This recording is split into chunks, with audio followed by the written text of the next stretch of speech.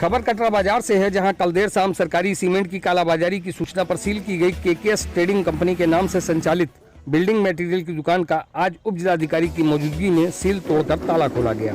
इस दौरान न सिर्फ दुकान को लेकर कई चौंकाने वाले खुलासे हुए, बल्कि दुकान के भीतर रखी सरकारी सीमेंट को लेकर भी कई चौंकाने वाले तथ्य सामने आए हैं। जहां तक बात कटरा बाजार गोंडा रोड पर पड़ने वाली बिल्डिंग मटेरियल की दुकान केकेएस ट्रेडिंग कंपनी की है, तो उप जिलाधिकारी हीरालाल को जांच के दौरान दुकान का ना तो लाइसेंस मिला है, ना ही दुकान का रजिस्ट्रेशन होना पाया गया। वहीं दुकान के भीतर नॉट फॉर सेल का टैग लगी 100 के बजाय 125 सरकारी सीमेंट की बोरियां भी बरामद होने की बात कही जा रही है। जबकि दुकान में आई गिट्टी, सीमेंट, बालू और मोरंग का भी कोई स्पष्ट लेखा जोखा भी टीम को मौके से नहीं मिला। इतना ही नहीं, बिल्डिंग मटेरियल की दुकान से जो सरकारी सीमेंट बरामद हुई, उसके बारे में दुकान के मालिक ने लिख कर दिया है कि वह सीमेंट विधायक ने उनके यहाँ रखवाई थी। ऐसे में सवाल इस बात का है कि कोई विधायक क्यों उस सीमेंट को किसी की प्राइवेट दुकान में रखवाएगा जिसकी बोरी पर नॉट फॉर सेल का टैग लगा हुआ है। और अगर वो सीमेंट किसी भी प्राइवेट दुकान से बरामद होती है तो उसका साफ साफ मतलब उसकी कालाबाजारी से होता है। फिर सब कुछ जानते हुए भी दुकान के मालिक ने ऐसा